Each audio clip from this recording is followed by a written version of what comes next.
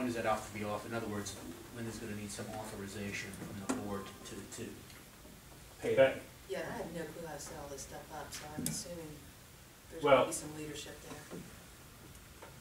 The HSA, if I'm hearing where you're going, is to just wholly go to the HSA, or the high deductible HSA United plan. That wouldn't start until January 1st, because you follow a calendar year. So deposits to an account would be somewhere after the first of the year. You know, if you choose to have it all go in up front or spread over the year, but after January 1st. So everybody would transition to a PPO for the last month, just because that's the way it would work. I got that right? Right. So after the first of the year. Well, then we have to, if I'm hearing that correctly, you don't have to, the board doesn't authorize an additional expense, if you will, until January 1. So you have from now until January 1 to figure out the MOU. And I think what would make sense is coming back, passing another resolution authorizing the MOU, and that way Larry can exchange the language to have you guys take the first stab at it, because you're going to know what you want more than I will, and go from there. And as I walk back to talk a second, to keep it simple, we'll just do the first 2 years, we'll be in negotiations, and we can go forward from there. They don't want us to put anything in there, which was okay with us. Yeah, we'll go forward from there. You know, if this group still continues to meet, like it says in our contract, and we continue to bid the insurance through the Firefox program to see what's the best savings for everybody, we might be able to do better in year 3. So Saying nothing for year 3? You're gonna be in negotiations, so it'll be up to the negotiation teams. Well, I think you talked about a 15%. And consider fully funding, why don't we just negotiating? Okay. So, it's not a win for either side at that point, in my opinion, so negotiate it then. I'm fine with just negotiating. I thought the other was more desirable for you guys, but just negotiating is fine. Well, as you said, you consider it's nothing, Yeah. so why not just worry about it when we get there? Okay, that's fine. You know, truthfully, we've never had big issues and things that weren't always been able to work out in negotiations anyway. For the most part. Yep. So, Mr. Wade, I think, Jack, there should be a resolution authorizing, so you can lock in the rates, right, but then we'll pass another resolution memorializing the MOU. Right. Is that right? Yeah, as far as, I had plenty of options drafted. Yeah, I didn't so- have this one drafted. You don't have this? Oh, back. okay. Well, strike what I Not just just said. the straight We'll deal HSA. with that in executive session. Oh, thanks. Yes.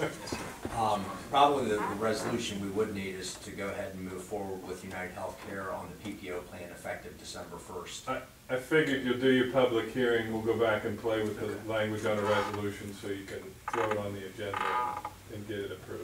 Okay. And we'll do the executive session for the other piece after the public hearing. Right, for Jack. So we can have the- Yeah. Yeah. Okay. All right, good. Everybody all right at this point? So that, while we're doing the public hearing, we can work on that. And you, Brian, will Yeah. actually work on the Yeah. MOU and get that done. So you guys can look at that and get it to us. How long do you get out? We have to put that on the board. Well, yeah, we have until January 1. It'd be nice to get that done Sooner rather than later. I think that, from the union standpoint, I mean, if you're wanting something today, I think a verbal into the minutes would be fine, and we can put it on the paper. I think the resolution will include, That's what I was going to because the suggest. term of the thing, the United HSA would be till October 1st of 2017. So I would think, since we could confirm that in the resolution that you're going to fund an HSA That's, for 16 and 17. that's what I was going to suggest. We just go ahead and put it in the resolution. Okay. All right, thanks, guys. Appreciate it.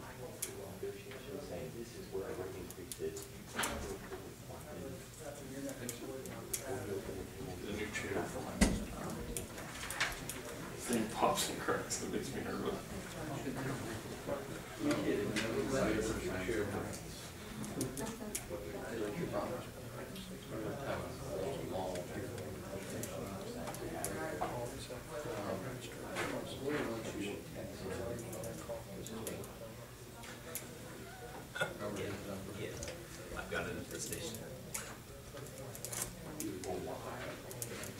Very good. Just, text this in, right here. 603-123. 603. I remember the last one. That's good for you, That part was easy. I thought it was a joke at first. Nobody has a phone number that easy.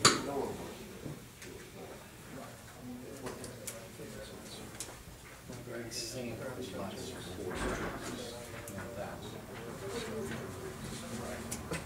Mine spelled Ohio. Mine spelled Ohio. 6446.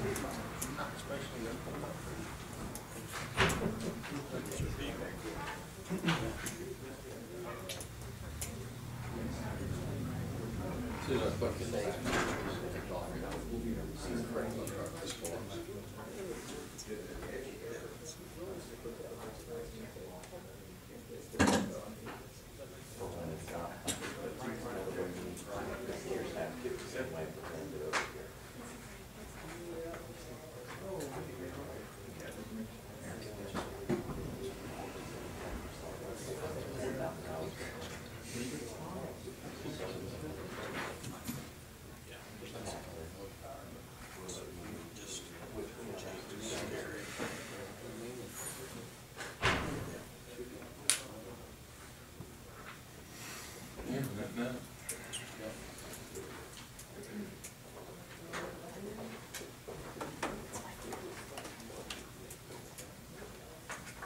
Okay.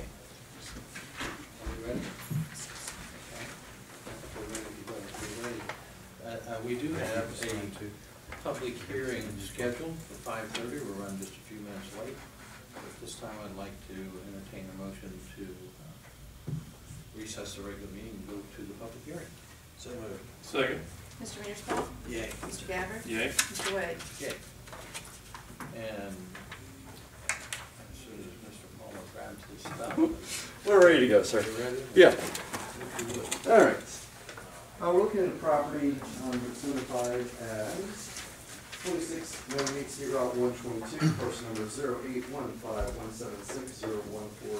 08151760140 in section 15, town 3, range 4, Clearcreek Township. Parcel is 1.598 acres in size, and the request this evening is to go from residence R1 to general business B2. All right. On board, we have a couple things just to bring you up to speed. On our location map, we're in the hatched area. We're on the hard corner of 123, 122. Some history of the parcel: back in 1962, subdivision of the Middale subdivision was created. In that time, this chunk, which was one lot, became two lots through the process. Ultimately, in December of '62, was rezoned into a B1 classification. That held until November of 1973, when there was an error in the map. And basically, instead of having the entire parcel, there was a triangular shape of that parcel that was left at R1, the rest went into B1. When this came before the zoning commission and the trustees, the 2008-2009 zone change request actually went from the request from B1 back to R1, because the property was used during the time of the B1 for model homes. So the expectation was either use it as a home, it had to be rezoned, or have it as commercial use. The property owner at the time decided to do a down zone to R1. So then it became the Midvale subdivision section 2, which became its own individual lot. So we're looking at the land use plan. We are looking at this red area, which is both of those lots combined, because in 2005 they were a single lot. We'll go through some background and get into some other elements. Permitted uses for the request. When you have a B2, you're looking at all the general business classifications, plus all the neighborhood classifications of a B1. So you're looking at everything from automobile repair, warehousing, farm implement, auto sales, plumbing, heating shops, lumber yards, paint yards, wholesale business, bakeries, bars, brew pubs, drive-in restaurants, hotels, motels, commercial, baseball fields, and the like. Then you also have within the B1, you have local retail businesses, establishments, and services such as grocery, fruit store, meat market, drugstore, barber shop, professional offices alike, supplying commodities, performing services primarily for residents in the neighborhood, sit-down restaurant, fast food restaurant, outdoor dining restaurant, gas station, bakery, funeral homes, and antiques. Well, this went before Warren County Regional Planning, as I alluded to in 2008. Within their analysis, they stated that from the site visit, it's apparent there is definite break in land use at the intersection. Properties to the east beyond the Red Line Cemetery and utility substation are commercial in nature, and properties to the west and substation and the cemetery are all single-family residential homes. So when we come and look at the zoning classification, we're looking at everything that touches the parcel to actually have a residential classification, whether it's an R1 or an OSR1. Across the street, this R1 is the substation, so the function is public utility. And then catty corner is the property that was combined of 3 parcels into one to become the UDF parcel. So, when this came before the zoning commission, they looked at Warren County Regional Planning's recommendation. At that point in time, Warren County Regional Planning had 2 issues. First, that there was a lack of sanitary sewer to the area, which exists for all of Red Line, and that ODOT had not yet, at that point in time, chimed in for how access would occur to this parcel. When we look at the aerial, the road improvement that occurred at the intersection of 122 and 123 actually created turn lanes. And the discussion at that point in time is where would you actually have turning radius on the site, how would those elements be impacted? The property owner contacted ODOT, we did get information back from Tom Marcus in July, basically said that he would allow the current existing driveway on 122 to be the driveway for the site. Anything additional would require a variance from their process, including what those steps would be. So if there's any access from 123, that would go through their variance process. There's also a request that additional easements be established to push the intersection access further to the west at a future point in time if our land use plan was to be deployed. So they would want to go further away from the intersection. Also, during the time of the zoning commission, we had 2 different letters come forth with petitions. Petition signers are identified in the highlight area. The area of the property is in a bold. I'm talking about, I'm sure the individuals who signed that will be up to have their time discussed about their ideas about the rezoning. Ultimately, when we went through Warren County Regional Planning, there was a recommendation from staff, but the executive committee chose not to go with staff's recommendation and just actually deny the request, instead do a modification to a B1 or office request.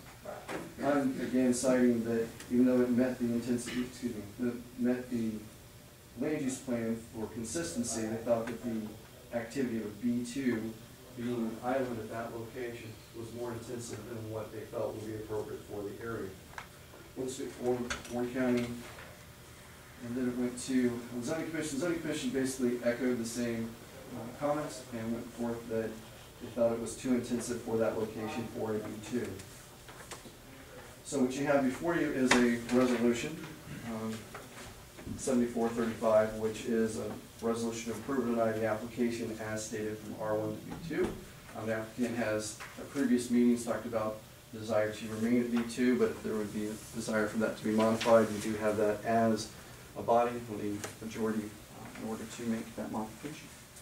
I'll answer questions since it seemed like a big role. Yeah, y'all have any questions for Jeff this time? Not, we'd like to hear from the applicant, if you would. Come forward and state your name and your address for the record, so please. My name is David Wills, 2698 State Route 122, Franklin, Ohio. I am the husband of the subject property owner. I will try to be as brief as possible. A little bit nervous. I'm not an attorney, I'm not a realtor, I have no organization behind me. I'm very familiar with the circumstances of the case, but Mr. Palmer's presentation was a little hard for me to follow. I'm not familiar with the protocol in terms of the information that you have had access to until this point. My assumption is that you are largely relying upon the recommendations of both Warren County Zoning Commission as well as the Clearcreek Township Zoning Commission's recommendations. That's my assumption. To the extent that that in fact is the case, that you're relying upon those recommendations, I will say that not only am I at a disadvantage because of their recommendations, but you are at a disadvantage as well, as I believe will become clear as I lay this out a little bit. Personally, briefly, I'd like to tell you how it is we came to the property, and it is relevant. 12 years ago, through circumstances beyond our control, my family and I became homeless. And this will speak to something in the petition that was mentioned about our motive. Shortly thereafter, I was invited to pastor a small congregation in Franklin, which we did for a number of years. And then 6 years ago, we had opportunity to purchase this property. We thought the price was right. We thought that it would be very suitable for a nursery for this small congregation that I was then pastoring. And for the first 2.5 years or so, we labored there to try to build up the congregation. And for reasons I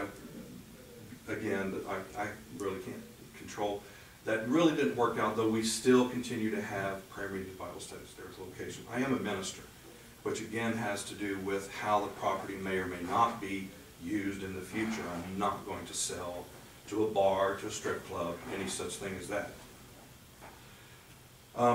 The property, again, I know the map's up here. It's very clear. I made my own for your viewing. This is our property here on this corner, 122 and 123. And the white line is basically the property line. Here's where the new United Dairy Farmers is going right here. We have 1.6 acres, give or take a little bit. The Dairy Farmers is 2.2 acres, and it's Zone B2. When we, after about 3 years ago, I think, when we first moved there, we had no knowledge, no indication at all of upcoming roadway improvements at that intersection. So we didn't purchase a property with a view toward, commercial investment, but we thought it was a good location for a church start. Having lived there, though, for now these 6 years, and I want to show you briefly, this perspective you can't get just driving by the property. This is a view from this is 122, and this is the west boundary line, looking up toward the church, and here's the new United Dairy Farmers right here. And this is taken with a lens of a 1-to-1 aspect ratio. It's not blown up, it's not magnified, it's not zoomed in or out. It's just how it looks if you're standing at the property boundary there. And then this is a picture from, well, let me show you first of all where this is from. See that white dot right there? This is about 60 feet from the rear property line. And that's the view from that location.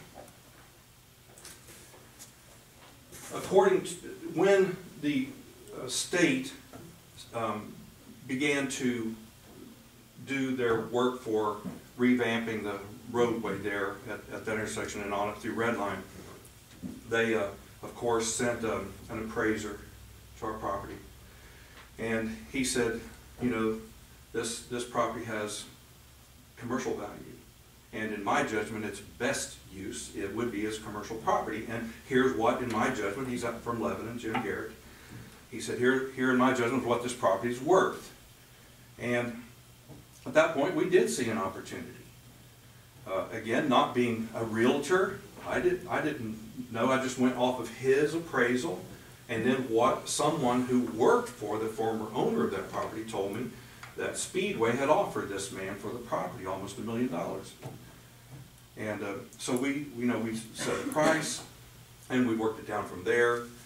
And so, again, I'm only bringing this up because our motive has been called into question by some of our neighbors rather. Yeah, we're trying to make a profit. So, you know, when we began the process of rezoning, the first thing we had to do obviously is go to the Warren County Zoning Commission. And at that point, I believe they started breaking down somewhat in that, first of all, I had prepared a packet of 3 pages of reasons why in support of the zoning request and an additional 5 maps or so, and put it all together in a little book, and requested that not only I supplied the Township Commission with several of those books, but requested that one also be forwarded to Warren County. And the week of the meeting, I called over there to make sure everything was ready, and the personal secretary of the man that was in charge of that commission said that they had not received any such packet, which I then hand-delivered it. And he was out of town for that Monday and Tuesday, and the meeting was on Thursday, so they had virtually one day to review my packet. How much of that, you know, the other members saw, I don't know. But much was made in that meeting, the Warren County meeting, of the fact that there's no sewer at our property. Nobody in Redline has sewer. And then the other issue that was raised was the question of roadway access. And in their words, they said that undetermined accessibility, being so close to State Route 122 and 123 intersection, makes the petition questionable. And it was undetermined at that point. But then they declined, they recommended that the petition be declined. And so I promptly went to ODOT, talked to them, filed a formal application for, considering roadway access, which Tom Akers did send me an email, which I have here, and sent one to Mr. Palmer.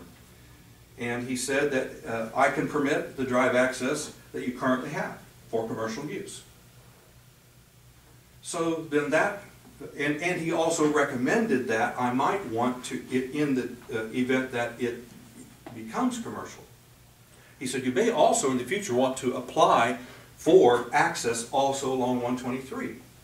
And you might, if the adjoining property were to be purchased and joined with that property, for commercial use, you might also want to look into, at that time, getting connection between the two properties. So the question of roadway access seems to me to be a moot point. One other thing I want to raise about the roadway access. Mr. Palmer, one of my neighbors, owns the farm, the great big yellow square in the corner right here. And Mr. Palmer has raised a concern about the approach on 123. There are residential properties coming up to that, and it's 55 miles an hour up to that corner. Frankly, it's a little of a concern to me, which I brought up with Mr. Macris, and he said, we can deal with that later if and when that all comes about, in terms of lowering the speed limit approaching that corner. But I also noticed it's almost identical to the situation that you have here. You're on a 2-lane road, you have residences up the road, it's a 50-mile-an-hour approach, your driveway is about 450 feet from the corner. It's almost identical to the situation that we have here. So that's with all of that. So the recommendation of the county, I believe, has essentially been, met. The fact that no one in Redline has a sewer, how can that preclude, a zoning change for us? And the roadway access has been dealt with. Then we come to the county, or the township zoning meeting. And I want to be careful not to try to characterize that meeting with my own opinions, but I do want to state some relevant facts. My wife was so upset by those proceedings, she asked not to come tonight. I frankly was very upset myself. The meeting began. I suppose the petitioner speaks first, and then those who would object speak later. And in the interest wanting to perhaps be able to answer some of the objections, I asked that, those who filed the, well, you know what I mean, that they would speak first. I would hear what they had to say, and maybe I'd have a response for that. So one of my neighbors spoke first, and almost immediately, Mr. Nickel, who seemed to command the entire proceeding, almost immediately, he made the comment, he said, "It is a shame that a property is worth more money without a house than with a house." Well, how is it shameful? That's business. It's done that way all the time. And then later, the question of roadway access was brought up, and Mr. Nickel said, "We're very fortunate to have on our zoning board a professional engineer." So Mr. So-and-so, which I don't know his name, he sat to the right of Mr. Nickel. He said, "What's your opinion about the roadway access?" At which point, this gentleman proceeded to give expert testimony as a professional engineer about the multitude of problems of roadway access to the property. And when I was shocked, and when I then tried to object and say that authorization had already been given by ODOT, by the man responsible for doing the same, Mr. Nickel said, "All the people at ODOT are idiots."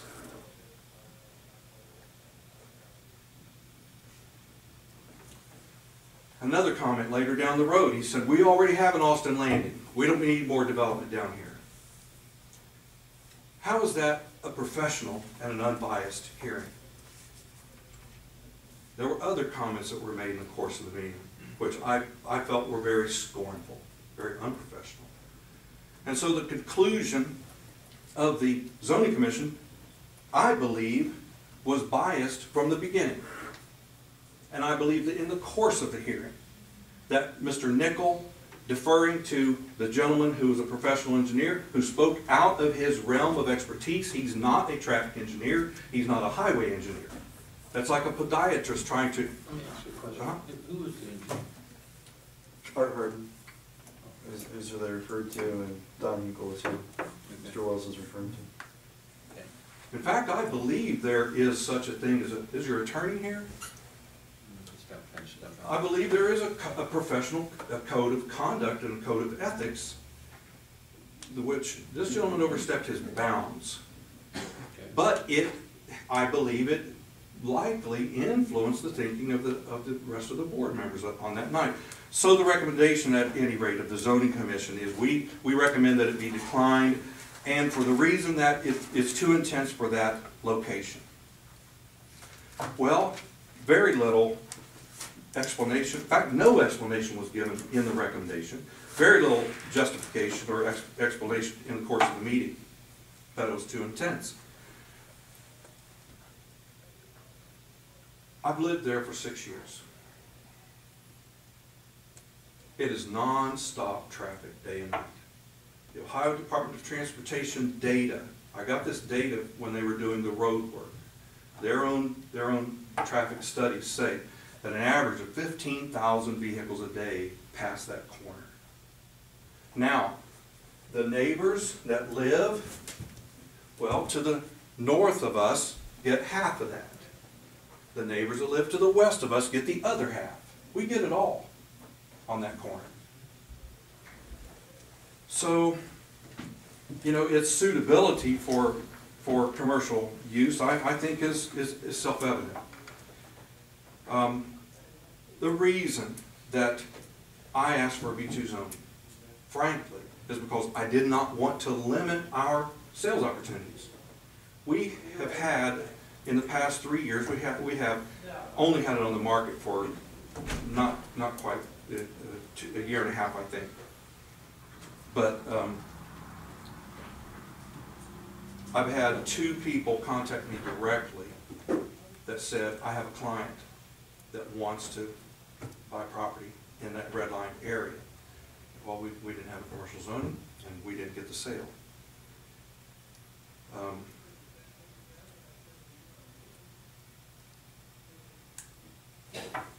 Oh, one other thing I wanted to show you. In discussing the option of B2 zoning, I want to bring to your attention that this little lot right here in the corner, which is 100 feet deep and about 200 feet across the front, is zone B2.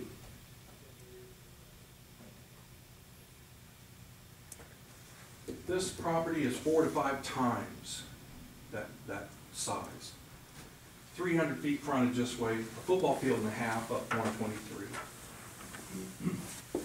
The objection was that, well, if we allow B2 zoning, then any of these XYZ businesses can locate in the B2 zone.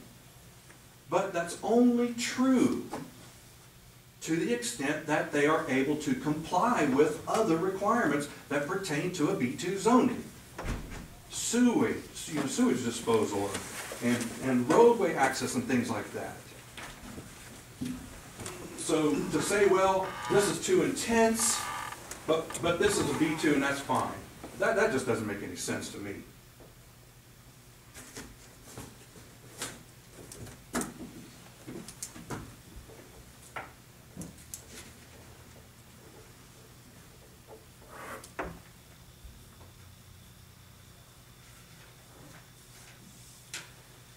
I wrestled a lot with whether or not to go about and work up my own petition in the neighborhood. I actually had a couple of neighbors come to me, and say, you know, we want some services, some goods in Red Lion. And again, having lived there for 6 years, we have a barber shop and a gas station. I have to make a 10-mile round trip if I want anything other than milk and bread. If I want to go somewhere and eat. And some might say, well, that should be expected for living in a rural area. I might agree, except that at our corner, it's not very rural. 15,000 cars a day, day and night. Red Lion is crying for some development. I've talked to a number of people that said they're very happy to see the UDF going in there. And in the township, the land use plan has limited the government to development within commercial development areas in the interest of preserving open green space. I'm all for that. We happen to be within one of those land use or commercial development areas. And I'm just about to close. In the paper that I submitted originally in reasons in favor of this, I noted this, that Warren County Office of Economic Development, and this is current data, it's on their website today, indicates that, quote, Warren County has been one of Ohio's fastest growing regions, increasing an average of 26% since 2000. That's phenomenal growth. And the demographics of Warren County and of Clearcreek Township, you know, explain why that is so. Also, in the land use plan, it stipulates that economic development in Red Lion, specifically, is desirable for the reason that it will provide funds that will be needed to provide sewers in Red Lion.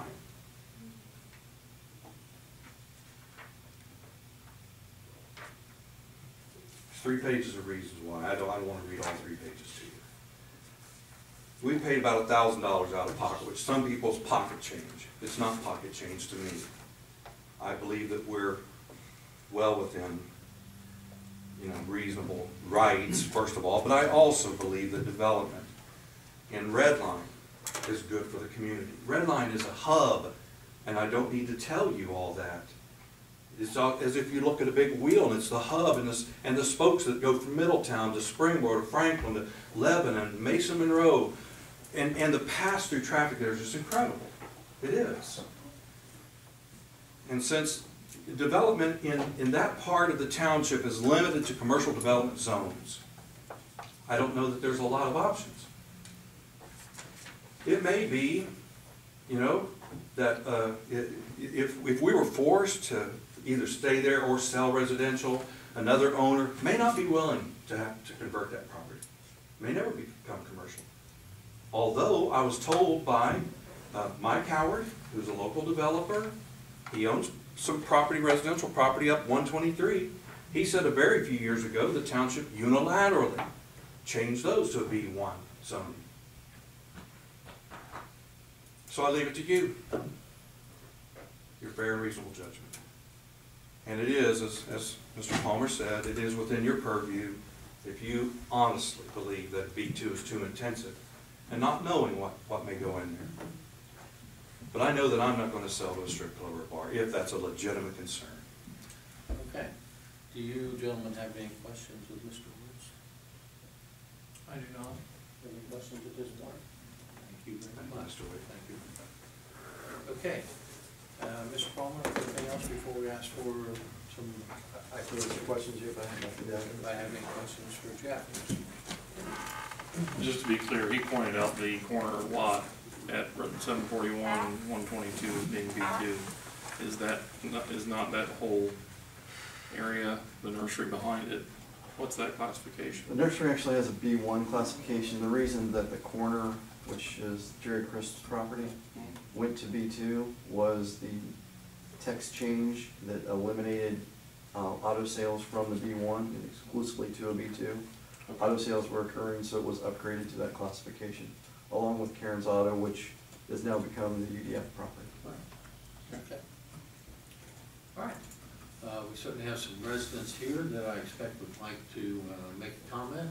If you, anyone that's interested, just raise your hand and I'll identify you and come on up and state your name for the record and your address. Start with this gentleman right here. Please, yes, sir, you come right up. Paul Pomeroy. I live at 3839 North State Route 123. And as been said earlier, I own this lot back behind. My driveway is actually off of 123. I'm actually the former owner of this corner lot. When I bought this lot, I also bought this corner when these two lots were combined. And back then it was just a piece of land, there was no building on it. It was before Adelaide.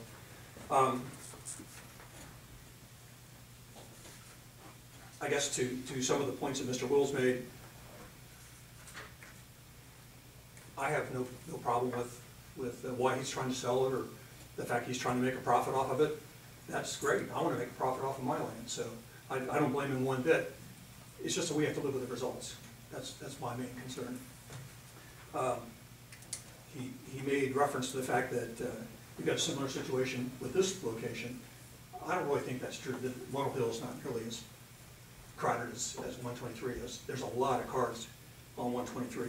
And I think that all the things we said earlier, that traffic and access to this lot is our main concern.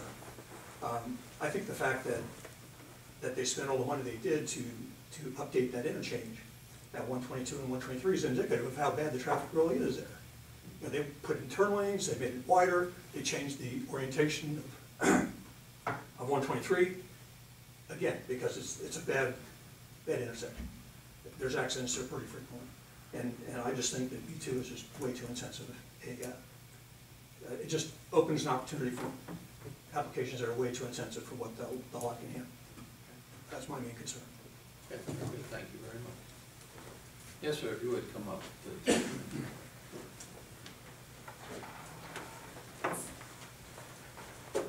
Hi, my name's Kevin Kraft. I live next door at 2700 State Route 122. Immediately to the west. Correct. Just like to reiterate even if ODOT did come and say, yes, this entrance is acceptable, it'd be impossible to get even in and out of there. You'd have to rely on somebody letting you out, being that close to that intersection. Just on the way here, that intersection, there was people that did not time it correctly, and ended up in the middle. There was two cars in the middle of the intersection. Adding more in and out on that corner would be dangerous regardless of ODOT's approval. Secondly, just the all-around feel of Clear Creek, and specifically Red Lion. People go there to be away from all of the conveniences, not close to them. And I think adding additional conveniences to that would kill the vibe. People wouldn't want to live there anymore. If we got too out of hand. Thirdly, the last meeting we had, it was brought up about a feathered transition from commercial to residential. Right now, I think we've got that. With the UDF, the actual building is pretty far away from the corner. They have the driveway coming up, but there's no physical structure. And then there's the power substation. That has a nice break in it. I mean, it's there, it's not fun to look at, but it's no one's going there, driving in and out at all hours. And same with the graveyard. I think we have that perfect buffer right there as it is. To move even farther west, we need another buffer, and would actually disadvantage a lot of people on that. That's all I have. Okay, thank you very much. Yes, sir. Come on up.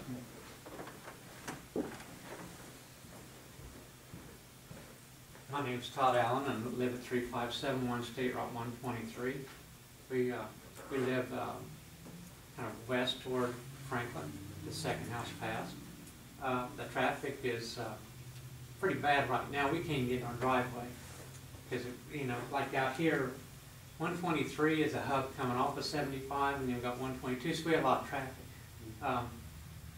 That's one of our concerns is, it's pretty bad through there, and then people taking off and, even come through the lights, pretty quick. But then one concern is the businesses going in there. Mr. Willis may not sell to a bar or something later, but the opportunity to resell and redevelop it into something later, may change down the line. A gas station, right now the drainage off his property goes to the Collins, which is right beside us, and he has a water problem, and it comes down on me, too. But if you have a business with oil, spillage, a gas station, you could get contaminant runoff off of that too. And so that's another thing. And we're concerned about the what type of business goes in. Could it raise the crime rate? We don't, my wife and I, we've lived over there a little over a year and a half. And when we bought it, I looked at the subdivision, the plans from Warren County, and how the residential all was laid out. And Mr. Willis has a beautiful property, and it complements all the rest of our properties coming down through there. And then we got the Clear Creek, the cemetery, which is kept up very nice. I'm alumni from Springboro. I've been here all my life, and from kindergarten on up and graduated. So I've seen the beauty of Clear Creek and how things are, and how well it's kept up and maintained. And that's why, I wanted to, why I like the area. It is rural, not close to nothing. You still have that privacy. But, we have to contend with the traffic. And when they put that light up there, it helps some, coming in and out of 123, 122. But, to bring in a business is going to really take our property values down. I mean, that's not what most of our neighbors wanted. We wanted privacy, not into that commercial area. The UDF, they're there, but Kieran's was there before, so that wasn't too bad. But to put a corner, business on that corner is just going to take away from the residential, the whole atmosphere of our residents, and the beauty. Because, it's, like I said, Mr. Wills has beautiful property, and with the cemetery, it's buffered, it looks good, and it's still part of our Clear Creek community. So, and we've got, you go down the road, you got Hunter, and they got a strip mall down there, like with, Shell and all that stuff down there. So that's not kind of what we were looking for, because we could have moved down that way if we wanted something like that. So, But, you know, it's just a big concern, you know, because we thought, you know, we was all thinking, do we have to move? Because now all of a sudden, you know, we're gonna get thrown under the bus. And that's the way some of our neighbors felt. Is, you know, he sells, he says, like he said the last meeting, he's gonna relocate somewhere else in Clearcreek, you know, Township. So, but we're left with all the repercussions of what could happen. And that's long-standing. And, but with the traffic situation, all that, that's a real big concern, so it's just, but, that's basically all I've got then. Thank you. All right, thank you very much. Yes, sir.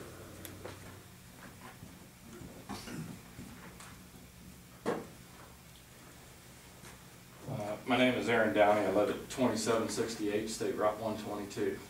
I moved there in 2004, approximately July. Since then, in 2005, they had a road improvement meeting down at Fenton. Now, I was a little hot-headed at the time, and I didn't think we needed road improvement. I didn't want to see taxes going for anything, and that's fine. They brought up all the illustrations, and my point at that time was, you know, you had a bunch of miscreants going past the white line and causing all these traffic issues, because at that time you had to have about 5 cars lined up before anybody could turn left, because they would shoot right to the right. But they did it anyway 7 years later. So I've been there for quite a while, and in looking at if they use his driveway and actually put an access onto 123, what their neighbor said was, you're going to be looking at the kindness of others to get out, because both of those are going into a left-hand turn lane. So you would have to cross traffic, not only oncoming traffic. The only reasonable explanation is you always have to turn right out of that establishment. That's it, unless the road goes. But that's enough about the road. I'm sure you guys are tired of hearing about the road. Number 2, you know, I have a concern, because I've seen it done before, is when sewer does come, or if it's in the plants. If it's not in the works, once it starts happening, everyone's affected. And the way that they're affected is they're affected in 2 ways. One, you have a sewer tie-in fee.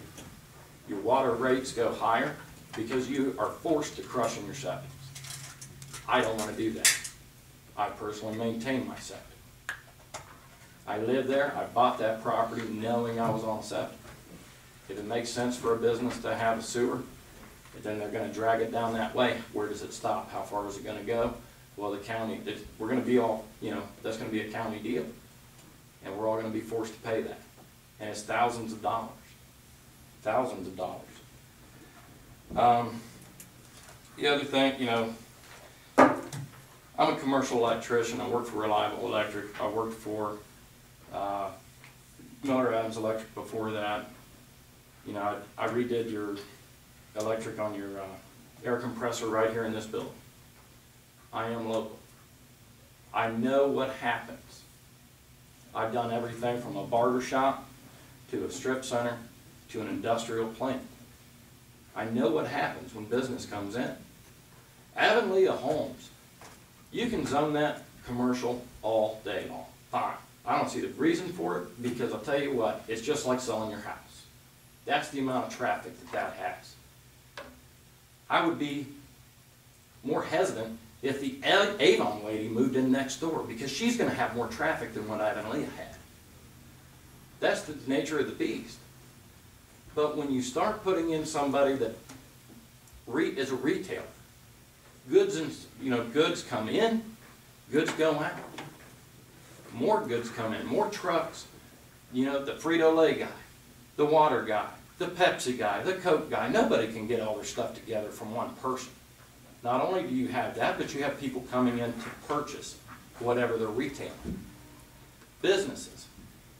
If I had to go work on that corner and sit in an office all day and then wait for the kindness of others to let me out of work, I would be fuming. Okay? So we look at that. We look at services. In and out. Let's say it's an oil change shop. In and out, in and out, in and out, in and out. Constant traffic. You're promoting more and more and more. I have kids. I have 4 kids. I have 17, 16, 6, and 5. We already have issues on that road. We have issues with cars running through bus stop signs. My wife has video of this, because everybody's in a hurry on that road. It's 40 miles an hour in front of my house. It's 55 going north on 123. Do the speed limits need to change? I'm not here to promote any of that. But what I am promoting is putting in more traffic in there, putting in a business that demands traffic is not the answer. North of there, toward Gingrich Car World, where 123 comes in, if you're pushing it out, push it out east. Don't bring it into residential areas. It just doesn't make sense to me. It's already zoned residential. It's up for sale on commercial website as a commercial property. It's listed on the MLS in Cincinnati as commercial. It's not. That's not. That is true. I can show you on my phone right now. That's all right. I can show you. I took a video, I took a picture of it. Okay, that's all right. We don't, I believe you, it's fine. Go right Because ahead. my wife is a realtor, Okay. and we are concerned. Okay. Thank you very much. Thank you. Okay. Hold on. Okay, anybody else have any questions, or any comments they'd like to make? Okay, I have a couple of questions. When did we zone that, we zoned B1 before, right? It was zone B1 back in the 60s, affirmed in 1973 and held through 2009. That whole area out there where all those roads come in, as long as I've been around here, we've always expected that to grow out there. And we've also always expected sewer to get there someday. We still expect sewer to get there someday. We expect that it's part of a big portion of that, and that when you all move there, if you did your research, you know there's a huge industrial piece of ground there also. And we expect that to be developed someday. And so we expect sewer to come there. I do. I expect that to happen. When that ground fills up to the west, and because people have the ability to sell their property, that property